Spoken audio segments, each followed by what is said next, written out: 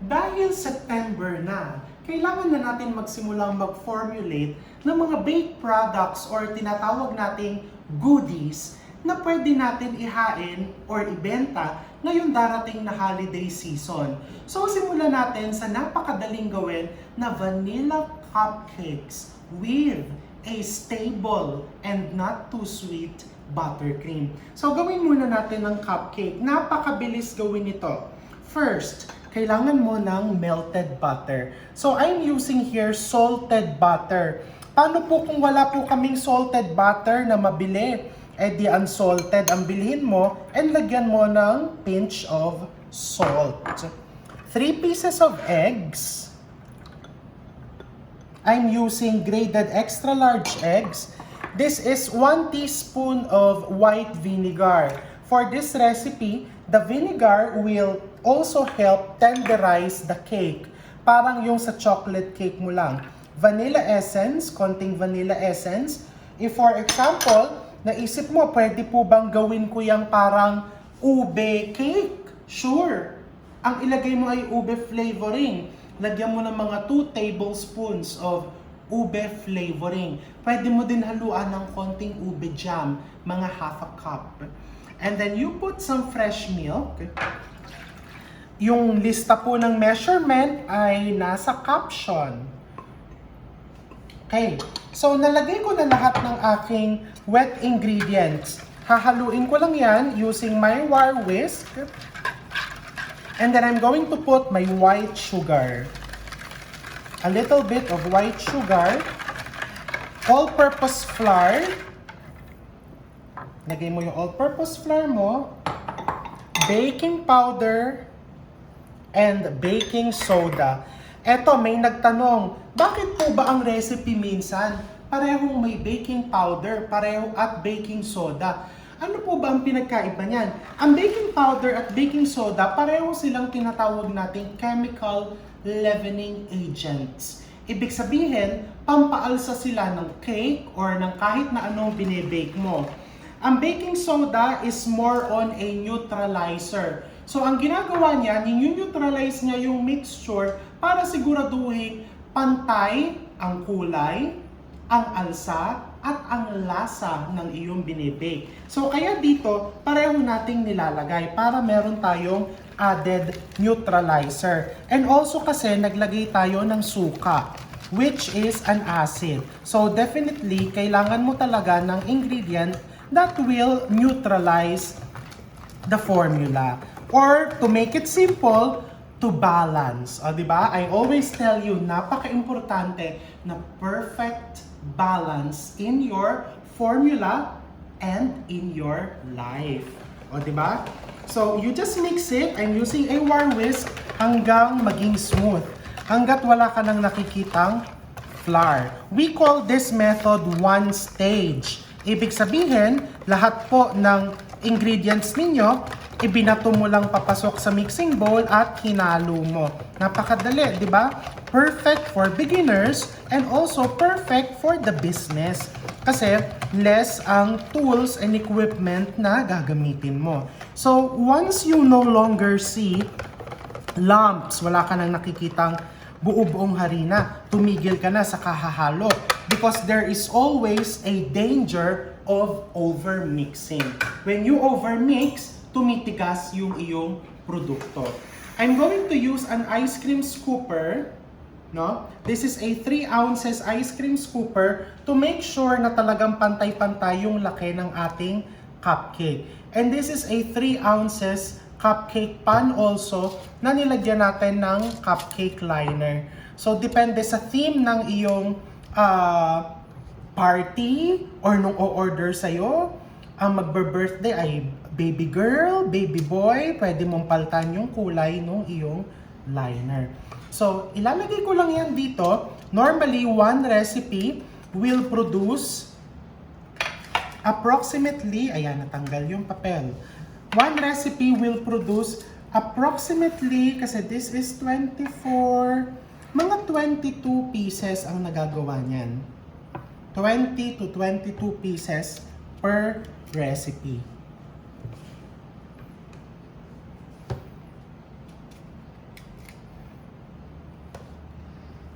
So I'm going to finish dividing the batter onto the prepared baking pan, and then isasalang ko to sa preheated 350 degrees Fahrenheit oven, no? Or 175 to 180 degrees Celsius, no? For ganong katagal? Mga 20 to 25 minutes. After 20 minutes, i-check mo. Kung almost firm na yung ibabaw, hanguin mo na. Kung medyo yung ibabaw nakikita mong makintab pa, basa-basa pa, you bake it 5 minutes longer. Paano po yan? Kung ibang pan ang gusto kong gamitin, pwede kang gumamit ng kahit na anong size ng baking pan na gusto mo. Pwede ding bilog, pwede ding square. Ang mahalaga, no? I-check mo yung doneness. You start with 20 minutes, silipin mo, kuha ka ng spatula, itap mo ng konti yung ibabaw to check if it's already almost firm. Okay? So, tatapusin ko to, isasalang ko, and then isusunod natin yung icing. So, gawin naman natin ngayon yung icing. Tayong mga Pilipino, mahilig tayo sa icing, pero ayaw natin ng masyadong matamis. Maraming klase ng buttercream. May American style, may French buttercream, Italian, Swiss. This one is what I call Filipino style buttercream. Dahil hindi siya masyadong matamis at napakadaling gawin. Medyo mahaba lang yung oras, yung proseso, pero kung mapasensya ka, you will achieve a very nice, stable, and not too sweet buttercream. So, gagamit ako ng hand mixer, pero pwede ka din gumamit ng commercial mixer. I got this very nice hand mixer na bili ko, just in case naghahanap kayo ng what to buy, no? I like the color. I chose it because of the color. And I tried using this no nagte-test ako ng recipe. And, okay, hindi siya masyadong umiinit, so mukhang heavy duty talaga. So, let's start. First, you need butter and powdered sugar. So, low speed muna. This hand mixer has 1, 2, 3, 4, 5. I'm going to start at speed number 1. Yung butter mo, tsaka yung powdered sugar mo, paghaluin mo muna ng konti. Kailangan room temperature, no? So, nilakasan ko ng speed. Number 2 na siya ngayon. The butter has to be room temperature. Kung nakarep yung butter mo, ilabas mo muna siya 1 hour bago ka magsimulang maghalo, no?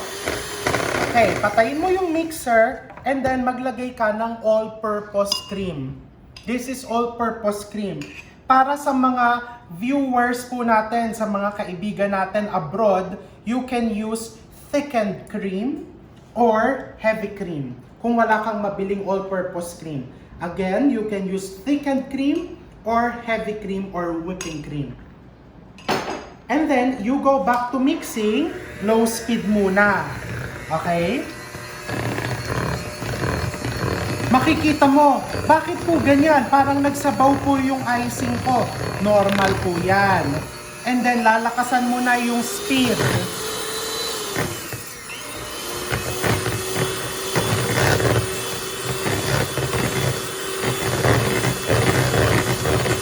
Okay, you just keep on mixing it. Keep on mixing. Nakikita, ayan. Pwede ka din magpalit kung nangangalay ka na. May kasama kasing mixing bowl to, pero I chose to remove it para ako mismo nakokontrol ko kung saan area mo itatama yung attachment, no? So, tignan mo. Mapapansin mo, ay, bakit po ganyan? Parang hindi naman siya icing. Kasi the objective is, ang butter, ang cream, pareho po yung madulas. Parehong high in fat. So, ang tendency, hindi mo sila basta-basta mapaghahalo. Mapaghahalo mo lang sila kung meron kang tinatawag na binder. In this recipe, the binder is the powdered sugar. Ang problema, konti lang yung sugar na nilagay natin because you don't want your icing very sweet. So, it would take time and patience. So talagang ang baking, tinuturuan tayo kung paano natin i-improve ang pasensya natin, no? patience and time. Pag hinalo mo ng hinalo yan using your mixer, hand mixer, even a wire whisk or your stand mixer, magbabind together yan. So makikita mo, ayan o, nagtutubig, we call it curdling.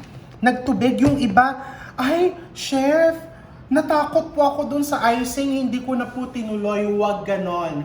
Pag natakot ka, just keep on doing it, no? Once you learn the technique, you will achieve the best buttercream icing. So I tell you. So ang gagawin ko dito, I'll keep on mixing this mga 3 to 5 minutes. And then, pagbalik ko, makikita ninyo, very smooth na yan. So mga 3 minutes, no, kinat namin kasi medyo maingay. Pero you can see now, medyo nabuo na siya. And then, I keep on beating it. Look. Meron ka ng stable buttercream.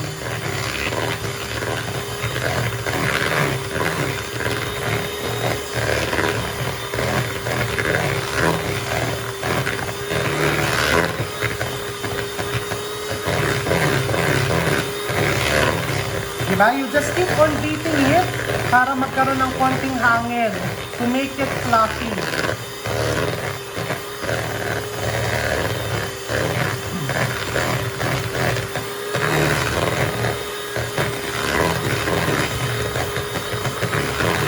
Diba? Look how nice, how glossy, how smooth.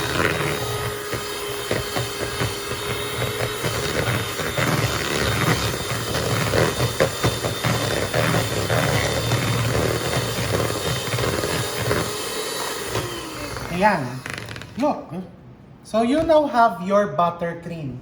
Pwede mo pang haluin ng konti to, beat it longer to make it fluffier. But do not overbeat it. Kasi pag masyado mong nahalo yan, ang mangyayari yan, magse-separate uli yan. Itatapon ko na po ba yun? Hindi. Haluin mo lang ulit, mabubuo ulit yan. You started with room temperature ingredients. Yung butter natin hindi malamig, yung cream natin hindi malamig. Paano po sila nabuo kung ganon? Because may mga natural fats yung mga ingredients na yan.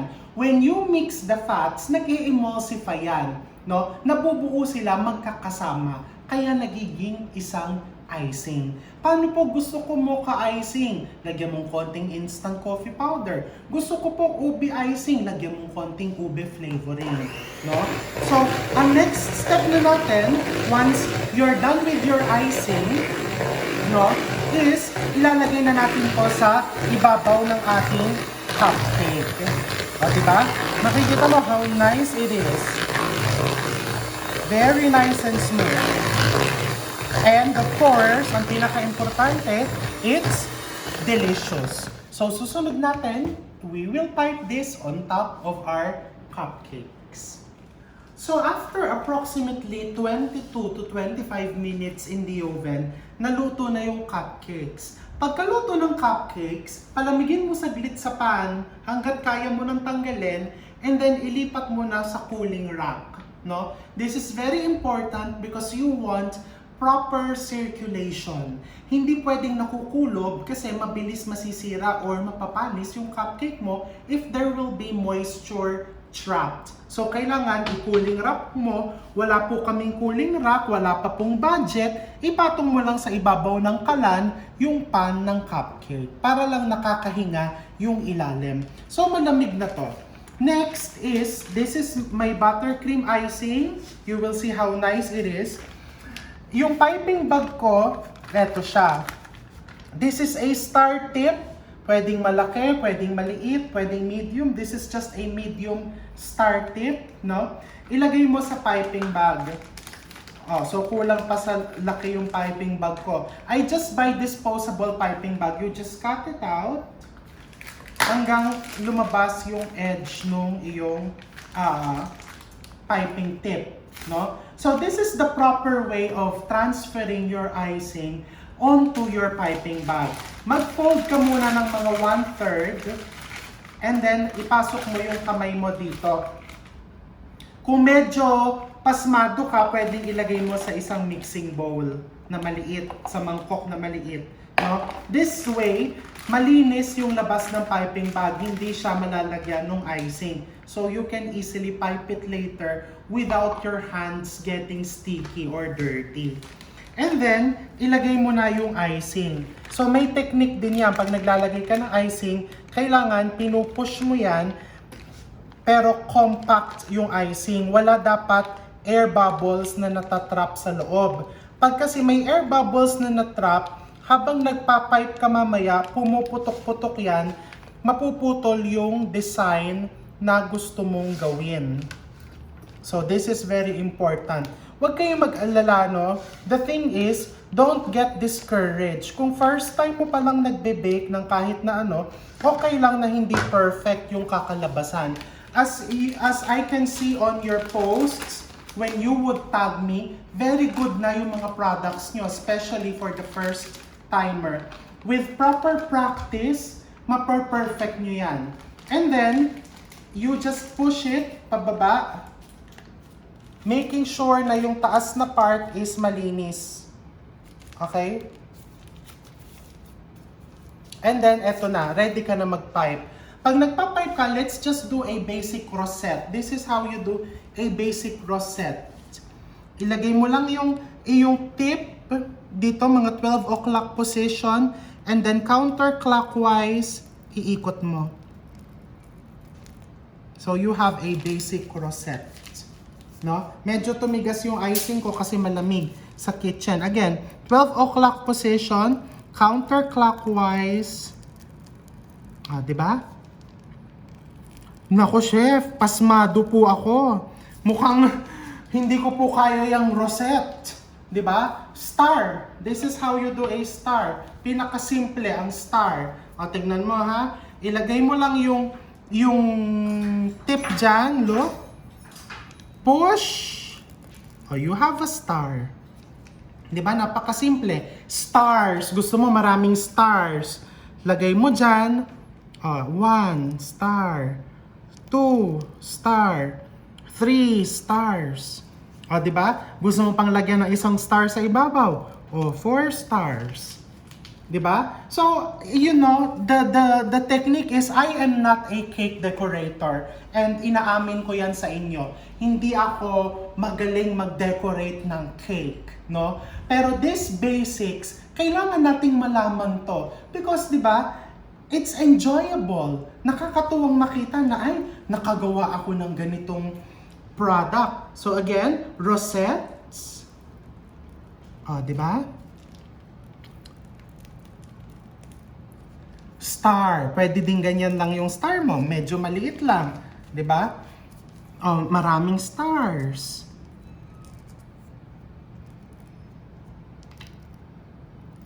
Okay? And then you just continue it. Ganun lang kasimple. Pwedeng mas manipis yung rosette. Kung para sa mga senior, ayaw nila ng masyadong madaming icing. So, you just play with this. You just keep practicing. And as usual, huwag kang magpaka-stress. Just enjoy it. Learn it. Remember what I always tell you. When you know, you can. Happy baking and stay safe.